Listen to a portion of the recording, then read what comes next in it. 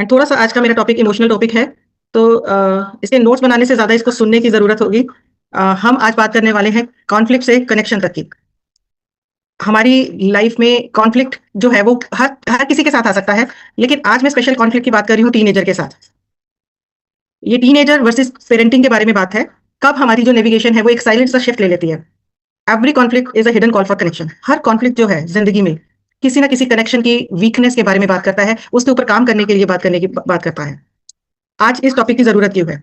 एक ही घर है, लेकिन दो अलग अलग दुनिया चल रही है। ये टॉपिक क्यों मैटर करता है? टीनेजर्स जो है वो बहुत जल्दी से चेंज हो रहे हैं। डिजिटल वर्ल्ड का उनके ऊपर बहुत ज्यादा इमोशनल इफेक्ट है। डिजिटल वर्ल्ड जो है वो एक इमोशनल गैप क्रिएट करता चला जा रहा है। उनकी लाइफ जो है वो पहले से भी कई गुना ज्यादा, पहले जो टीनेजर्स है और आज के जो टीनेजर्स है, there is a lot of difference.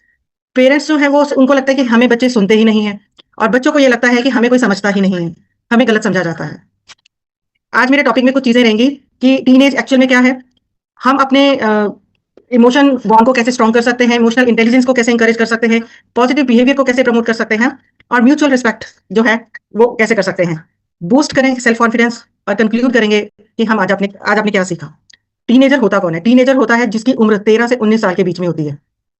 यानी जिसके 13, 14, 15, 16, 17, 18, 19, मतलब जो टीन जिसके साथ जुड़ा हुआ है वो टीनेजर है। ये एक ऐसा फेज है जहां पर आपकी बायोलॉजी बिल्कुल चेंज हो जाती है। ये एक ऐसा फेज है जहां पर आप अपनी आइडेंटिटी के पीछे भागते हैं, आपको आजादी भी चाहिए, आप इमोशनली भी बहुत बदल रहे होते हैं, आपके ऊपर दोस्तों का बहुत बड़ा इंपैक्ट होता है। आजकल तो सोशल मीडिया ट्रेंड्स इन सब चीजों का बहुत इंपैक्ट है। पर यहाँ हम बात करना चाहते हैं जेंटल पेरेंटिंग के बारे में। जेंटल पेरेंटिंग जो है वो फोकस करती है बच्चों के इमोशंस को समझने के बारे में। उनको गाइड भी करना जरूरी है, उनके बिहेवियर को, चीजें को कुछ बताना भी जरूरी है, और साथ ही साथ रिस्पेक्ट भी चाहिए।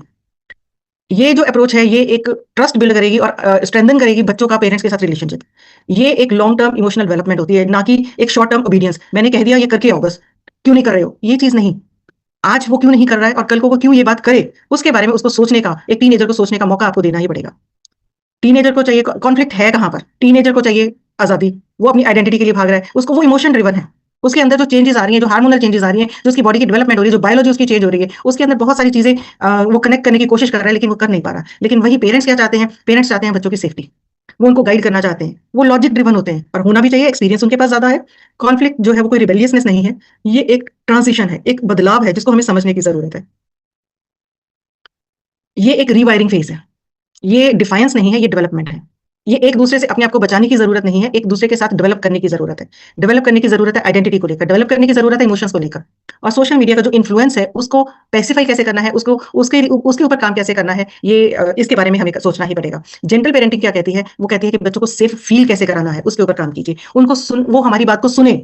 उसके लिए हम अपने आप में कितनी पेशेंस रख सकते हैं। हम उनको वैल्यू करेंगे तो वो हमें वैल्यू जरूर करेंगे। इमोशनल सिक्योरिटी जो है ये स्ट्रेंथन करती है बॉन्ड को, एक पेरेंट और चिल्ड्रन के बीच में। ये कनेक्शन जो है सपोर्ट करता है हेल्दी कम्युनिकेशन के लिए। यही कनेक्शन जो है ये आपका ट्रस्ट बिल्ड करेगा, क्योंकि बायोलॉजिकल और सोशल रियलिटी दोनों में बहुत बड़ा डिफरेंस है। एक बायोलॉजिकल चेंज में पेरेंट्स को लगता है कि मैं तुम्हारा, हम माँ बाप है, हमें क्यों नहीं सुनोगे तुम। और पेरेंट्स, बच्चों को लगता है कि ये हमारे माँ बाप है, हमारे सिर पे क्यों चढ़े रहते हैं हर वक्त। ये दौर हर एक की जिंदगी में आता है। तो यहाँ पर सोशल रियलिटी, अगर आप सोशल मीडिया पे रील्स उठाकर देखेंगे तो आपको बहुत सारी ऐसी चीजें दिखाई देंगी कि जिस चीज का इंपैक्ट बच्चों के ऊपर अच्छा नहीं जा रहा। ठीक है ना? सेफ्टी और इंडिपेंडेंस दोनों के बीच में एक कलेक्शन है, ये एक और टग ऑफ वॉर है, ये एक और कॉन्फ्लिक्ट है, डिसिप्लिन वर्सेस फ्रीडम का। यहाँ पर हमें इमोशनल इंटेलिजेंस को प्रमोट करना है। बच्चों को सिखाना है, उनको रिकॉग्नाइज करना सिखाना है कि वो अपनी इमोशंस को अच्छे तरीके से कैसे कह पाएंगे। हर वक्त रिबेलियसनेस के साथ बात नहीं करें। हर वक्त वो अपनी बात को प्यार से कैसे मनवा सकते हैं, कैसे अपने पॉइंट ऑफ व्यू को रख सकते हैं, इस चीज को आपको उनको सिखाना पड़ेगा। वो कैसे आप सिखा पाएंगे? उनके साथ वक्त बिताइए, उनके साथ गेम्स खेलिए, उनके साथ घूमने के लिए जाइए, उनके साथ डिस्कशंस कीजिए। ये जेंटल वे है गाइडेंस का। टीच कीजिए उनको एम्पैथी को, इमोशनल अवेयरनेस को। आप अगर मैं वर्ल्ड का अगर आपको डाटा बताऊं, तो जितने भी क्रिमिनल रिकॉर्ड्स आते हैं, आप कभी उनकी टीनेज को जरूर चेक कीजिएगा। जिनकी टीनेज खराब होती है ना, वो बच्चे कभी भी लाइफ में अपने आप को स्टेबल नहीं कर पाते हैं। तो टीन एज में पेरेंट्स का एक जेंटल पेरेंटिंग की तरफ जाना बहुत ज्यादा जरूरी हो चुका है। इमोशनल अवेयरनेस बताइए उनको। ये स्किल्स जो है ये उनको, बच्चों को डेवलप करेगी, ये बच्चों को बताएगी कि वो अपनी फीलिंग्स को किस तरीके से मैनेज करें और किस तरीके से उन फीलिंग्स से ग्रो करें। ये एक ऐसा फेज होता है जिसमें बच्चे सारी जिंदगी को डेवलप कर जाते हैं। किसी की भी लाइफ में अगर इस दौरान में टीन एज में कोई सेक्सुअल असॉल्ट होता है, तो वो कभी एक हेल्दी रिलेशनशिप बिल्ड ही नहीं कर पाता। अगर किसी के टीन एज में किसी के ऊपर कोई गलत एलिगेशन लग जाता है, तो वो इस बात से अपने आप को सारी जिंदगी में कभी उभार नहीं पाता। ये जो एज होती है ये बहुत इमोशनल एज होती है। इस एज में बच्चों को बहुत डेलिकेटली हैंडल करना पड़ता है। बच्चों के अंदर एक पॉजिटिव बिहेवियर को प्रमोट करने की ज़रूरत होती है।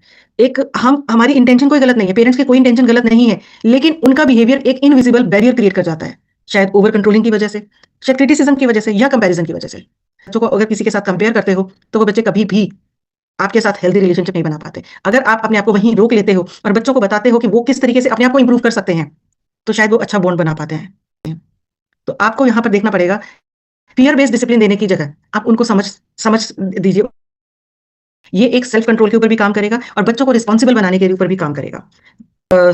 वाई सेफ्टी और इंडिपेंडेंस, इन चीजों का क्लैश जो है, इसको आप ये क्यों क्रिएट होता है? बच्चे ये सोचते हैं कि मुझे कोई समझता ही नहीं है, मुझे भी अपनी जगह चाहिए, मैं अपनी जिंदगी के फैसले अपने आप क्यों नहीं ले सकता? मुझे कंपेयर मत कीजिए, मेरे पे विश्वास तो रखिए। लेकिन पेरेंट्स नहीं सोचते हैं कि हमें बच्चों की सेफ्टी की जरूरत है। हमें हमारे पास एक्सपीरियंस आता है, हम क्यों ना चिंता करें अपने बच्चे के फ्यूचर की? हम केयर करते हैं उनकी, हम कंट्रोल थोड़ी कर रहे हैं, हम केयर कर रहे हैं। बात तो दोनों की ठीक है, लेकिन गलत कौन है यहाँ पर? गलत हालात बन जाते हैं। तो वहां पर म्यूचुअल रिस्पेक्ट को क्रिएट करना बहुत जरूरी हो जाता है। जेंटल पेरेंटिंग में रिस्पेक्ट जो है वो एक कोर फैक्टर आता है। बच्चों को रिस्पेक्टेड फील कराइए ताकि वो इन रिटर्न आपको रिस्पेक्ट दे सके। ये क्रिएट करेगा एक बैलेंस और हेल्दी रिलेशनशिप को। प्रॉब्लम जनरेशन गैप की नहीं है, प्रॉब्लम कम्युनिकेशन गैप की है। तकरीबन पेरेंट्स जो है वो ओवर कंट्रोल करने की कोशिश करते हैं, बच्चों के ऊपर कांस्टेंट क्रिटिसिज्म लगाते हैं, उनको उनको सुनते ही नहीं है, सुनने की कोशिश भी नहीं करते हैं, कंपेयर करते हैं लोगों के साथ।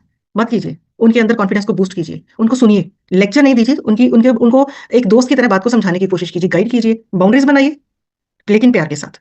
एप्रिशिएट कीजिए उनके छोटे छोटे एफर्ट्स को। बच्चे जो जेंटल पेरेंटिंग के साथ रेज किए जाते हैं, जो बड़े होते हैं, उनकी सेल्फ एस्टीम बहुत स्ट्रांग होती है। वो हर चीज में उनको सपोर्ट कीजिए कि वो क्या चीज को चॉइस करें। उनको सपोर्ट कीजिए कि वो अपनी गलतियों से कैसे सीखें। Confidence grows into through encouragement and not punishment. अगर आप किसी को एनकरेज करते हैं तो उसके अंदर कॉन्फिडेंस क्रिएट होता है। पनिशमेंट देंगे तो वो नहीं कर पाएगा। आप अपने डाउनलाइन के साथ भी कभी भी सोच देख लेना, अगर आप उनको डांटोगे तो वो कहता है कि भाई कर दो अपना काम, मैं तो जा रहा हूँ, बाय बाय टाटा। लेकिन अगर आप उनको एनकरेज करते हो कि चल मैं तेरे साथ हूँ, मैं हम दोनों मिलकर करते हैं, चल ऐसे भी करके आते हैं, ये भी ट्राई करके देखें, तो वो आपके साथ एक लॉन्ग टर्म सिचुएशन में जाता है। टीन्स कैसे इंप्रूव कर सकते हैं? उनको अपने पेरेंट्स को थोड़ा सा रिस्पेक्ट देना चाहिए, उनको अपनी बात को कम्युनिकेट अच्छे से करना पड़ेगा, उनको भी थोड़ी सी रिस्पॉन्सिबिलिटीज उठानी पड़ेंगी और उनको पेरेंट्स के कंसर्न को समझना होगा। पेरेंट्स कैसे कर सकते हैं? पेरेंट्स को उनके साथ वक्त बिताना होगा, फैमिली टाइम निकालिए विदाउट फोन, ओपन डिस्कशंस रखिए वीकली, हफ्ते में एक दिन तो बैठ ही सकते हैं ना। अप्रिशिएट कीजिए एक दूसरे की सपोर्ट को, जज मत कीजिए तूने ये क्यों किया। यहाँ से पेरेंट्स जो है वो शिफ्ट हो जाएंगे मैनेजर से मेंटर की तरफ। ऐसे भी मोमेंट्स क्रिएट कीजिए। दोनों के लिए गोल्डन रूल्स यही है कि म्यूचुअल रिस्पेक्ट कीजिए, एक दूसरे की बात को ईमानदारी से पेशेंस से सुनिए और क्वालिटी टाइम को गुजारिए।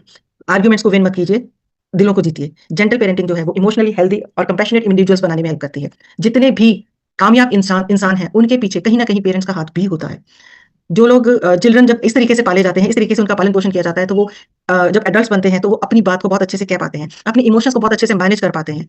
और ये जो बेनिफिट है सिर्फ बचपन तक नहीं रह जाता, ये सारी जिंदगी के लिए उनके काम आता है। आज अगर लव मैरिजेस फेल हो पा रही हैं शायद इसी वजह से, और सक्सेसफुल हो पा रही है वो भी शायद इसी वजह से।